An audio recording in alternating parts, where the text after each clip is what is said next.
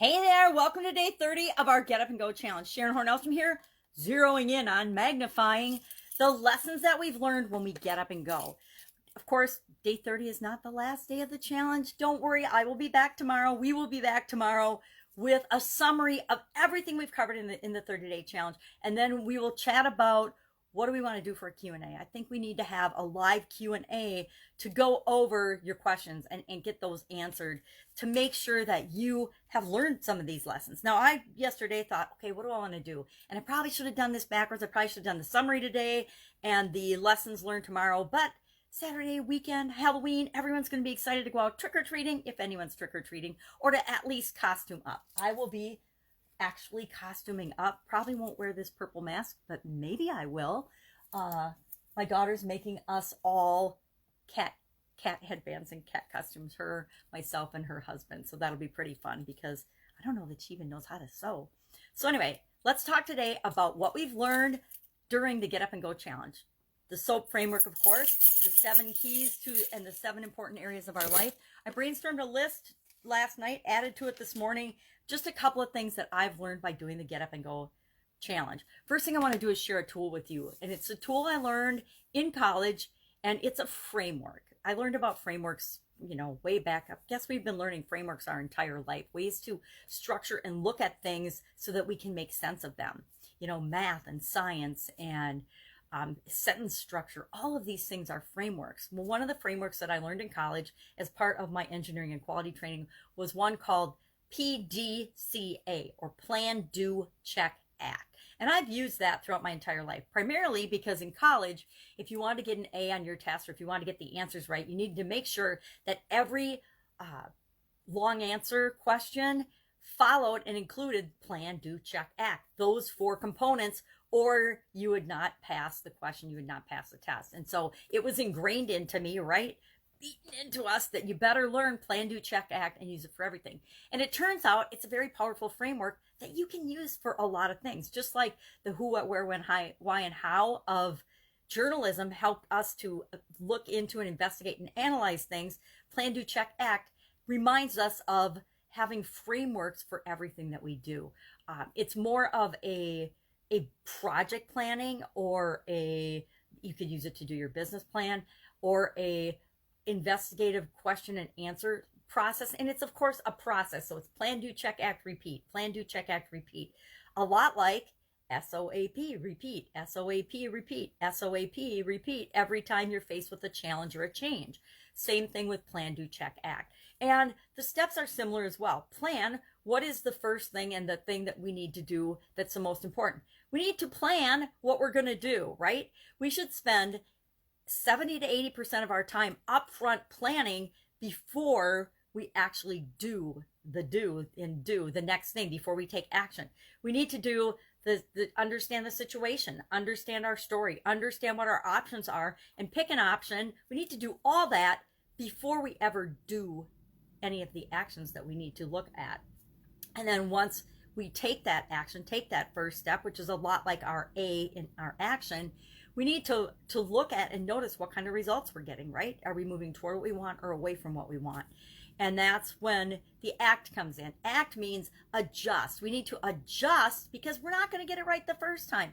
How often have you ever tried something in life and got it 100% right, dead nuts on the first time? I'd have to think really long and hard to think if there is anything I've ever done that I absolutely positively tried the first time and got right the first time. I don't think so. Life is about reiterating and iterations and doing things over and over and over again so that we master them and get good at them. So I just want to quickly share the Plan, Do, Check, Act framework. And I realized as I was thinking about it, that is actually very similar to the SOAP framework. It's also very similar to problem-solving decision-making models. It's similar to probably just about any other model or framework that you've ever experienced. If you open your mind and look at it from a higher perspective and say, oh yeah, that's kind of like Plan, Do, Check, Act. That's kind of like any framework that we all come up with tends to be similar to that. It's kind of like personal development, knowledge and wisdom and training. It all comes from the same source, right? All right, so what are some of the lessons that I've learned? I got a list here. I'm going to grab my magnifying glass so I can see it so I don't forget, because I want to share probably 10 things that I've learned. Now remember, this is not the first time I've done the Get Up and Go challenge, but it's not the same challenge that it was the other 3 times that I've been involved in it, right? It's different every time to remind me that things change all the time. Our circumstances, the way we view things change all the time. For example, our 7 keys to life, physical, mental, emotional, spiritual, financial, relationships, and contribution, the numbers that I've rated that change all the time.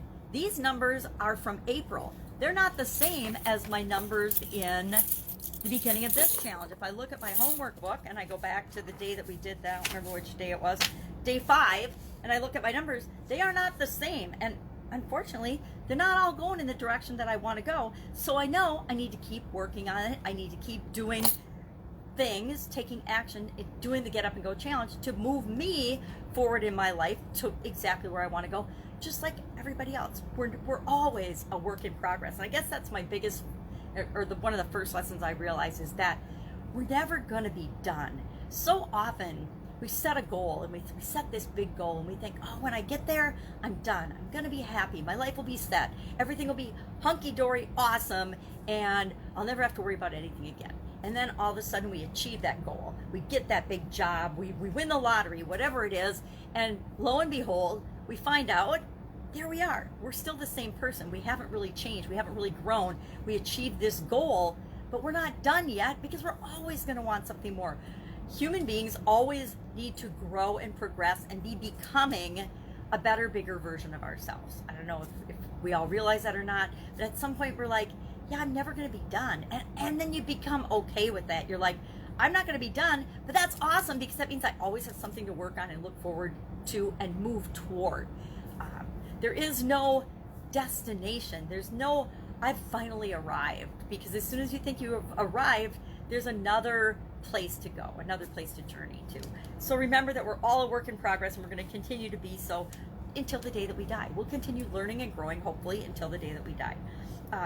Nothing happens unless you let it happen to you. Nothing happens in our lives unless we're involved in it in some way, shape, or form. And guess what? We can let bad things happen to ourselves by default. Nobody wishes bad things will happen to them, but if we're doing things by default, if we're not paying attention, if we're just letting our life go off willy-nilly in different ways and not consciously considering different things, it will happen to us, and it won't always happen to us in a good way. So bad things can happen to us by default by just not paying attention to the different areas and aspects of our life. I dropped dead I had a sudden cardiac arrest because I was not paying any attention to my physical well-being. Did I choose to have a sudden cardiac arrest? Heck, I don't even remember that I even knew what a sudden cardiac arrest was, much less did I consciously choose to just check out. No, but I made the decisions and all the choices that led up to my physical well-being being so bad that I just checked out. Luckily, I came back, but it just goes to show you that we can let things happen to us by default. So bad things can still happen to us, even if we would never wish it or want to create that in our life. Change can happen faster than you even can imagine possible. I think that we've been led to believe that everything has to be such a struggle and so hard and so much work and so much effort, and we have to sacrifice for everything we want. And that is absolutely positively a lie. It's not true. Things happen when we're ready for them to happen in our life. Simple solutions are often the best. I am a person that tends to overcomplicate everything, and I am on a mission to keep things simple, make things simpler, and that's why I like the SOAP framework. It makes me, boom, keep it simple, keep it easy to understand, something that I can communicate in a couple of minutes, and boom, people get it and understand it. So keep things simple. I'm actually working with my son on this. He's doing a huge project, and I'm continually reminding him to go for the simplest, effective solution. Not the perfect solution, but the simplest, most effective solution that you can to the problem that you're facing right now. There's no right or wrong answer. There's no magic pill. There's no magic button to push to have everything be the way you want it to. The only way it's going to happen is if you get involved and move toward it. Work is not, work is a 4-letter word, but it's not a 4-letter word. Work just means energy and effort. And anything we want, ought to be worth our energy and effort. And if it's not worth our energy and effort, why are we doing it? The subconscious soap, applying the subconscious soap framework and using that as an automatic filter in your life trumps reaction by default a millionfold every time. Every time it's always going to beat if you just decide things by default. Having a process that you consciously set up and make your go-to process will always be better than just watching what happens and letting things happen around you and thinking that you're the victim and you have no control over them. Only you can do it. People can help you create your life. People can help you learn things and expose you to different experiences and frameworks and guidelines and systems and hacks and tricks and techniques and strategies, but you can learn them till you turn blue. If you don't apply or do anything with the wisdom and the knowledge that you acquire or the things that you learn or attend, nothing happens. Nothing happens until you apply your energy and effort to it and you decide that, oh, I can do this, I want to try this, and then you actually take action toward it.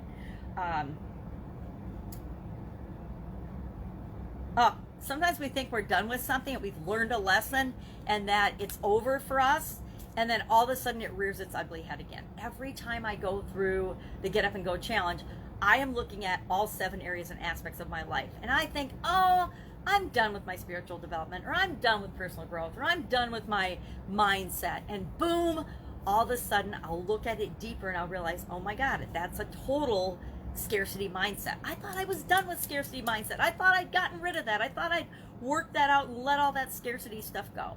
No, it's just continually improving. And sometimes there's something buried so deep in our subconscious that we don't even realize about it, and boom, it pops up and it's there. And then we can deal with it and we can let it go. But don't think that it's going to necessarily be 100% done forever. People that tell you this is the cure and the 100% answer for you forever are kind of blowing smoke at you. And so you might want to take that advice with a grain of salt. It's always better to get up and go and get moving. I was just having a conversation with a gentleman I went to high school with, ran into him on a walk the other day. It turns out he broke his neck last year, and then he had to have surgery again this year on it. And we were talking about the importance of actually physically moving. I've had chronic pains for the majority of my life, and I learned that it hurts to move. It literally every single day hurts to get out of bed and move, but it hurts more to not get out of bed and move. It hurts more to not go for a walk than it does to go for a walk, things like that. So I've definitely learned, and I've gotten reinforced, especially through COVID, the importance of actually getting up and going and taking action and moving. Things as simple as getting outdoors and taking a walk has absolutely positively saved me during COVID-19. I need to get outside and see people, even if I can't have a face-to-face conversation with them. I need to see that there's other human beings out, going through their life, still living their life, moving forward, no matter what's going on in the world and the environment, no matter what's going on in my life. I want to get out and spend some time in nature because it recharges my batteries. It gives me more energy. So moving, I can't underestimate the power of moving and taking action and going and doing something enough.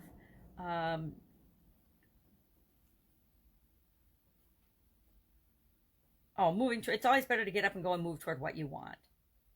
I guess that's it. Those are my B's. I guess learn the lesson or repeat it too. I guess sometimes even when we learn the lesson from our current experience or situation, we're still not done resolving that issue yet, so it might pop up again. So those are some of my big lessons learned during this particular round of the Get Up and Go challenge. Gonna do it again. I haven't 100% decided, but I think in December might be a great time to do the Get Up and Go challenge again.